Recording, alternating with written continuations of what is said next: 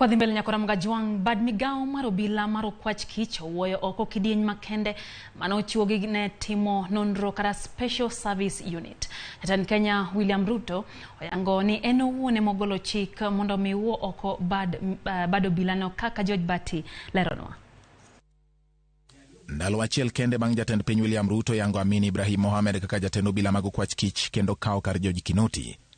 Bad migao mar obila owuoyo kidieny moyiedhi mar obila mag DCI maidendo ni Special Service Unit eyo machuok SSU. Ka oloso e kaunti ma Kericho e kinde alam mar goyo erokamano. Jatend piny William Ruto yango ni ene manochiwo chik mar wuoyo kidieny mar obila no kanitiere chich ewi timbegi. Mambo ya usalama ikaharibika. Polisi wakabadilika wakawa ni watu wa kuwaua wa Kenya badala ya kuwalinda. Tumevunja, mimi nimeamurisha juzi ivunjwe ile ilikuwa inaitwa special sijui nini ya polisi ambayo ilikuwa inaua wa Kenya kiholela.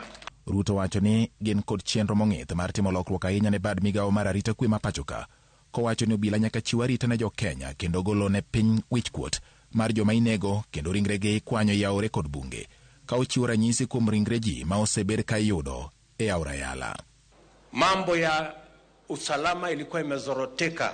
Watu wanapatikana kule kwa sijui River Yala, sijui watu wanapatikana huko wameuliwa kiholela. We have also a plan on how to secure this country so that we avoid the shame of Kenyans killed through extrajudicial killings and put in Yala River and other rivers. We are going to secure this country going into the future.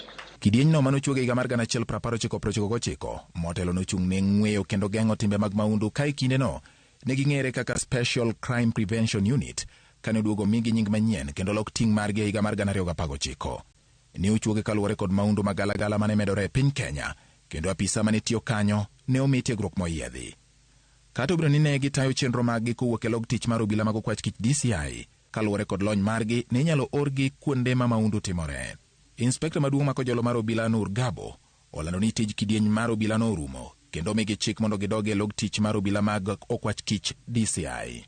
Kaluwore kod dongruok mar ochumi mar piny Kenya kod maundu magalagala mane medore, kwethno ne omi ting' mar rakruok kod ohand bunde kod gige lweny mamoko kamoting'o magina ma ok opwodhi, kedo kod ohand yedhe makelo mer, rakruok kod jokuo matuklu matiyo kod gige lweny mager, kedo kod akuo mar mwandu ma itero e pinje maoko, kendo kedo kod ohand dhano kod tije mamoko ma bende ne imiyogi gi jatend obila mag okwach kich DCI George Bati. Ramogi TV.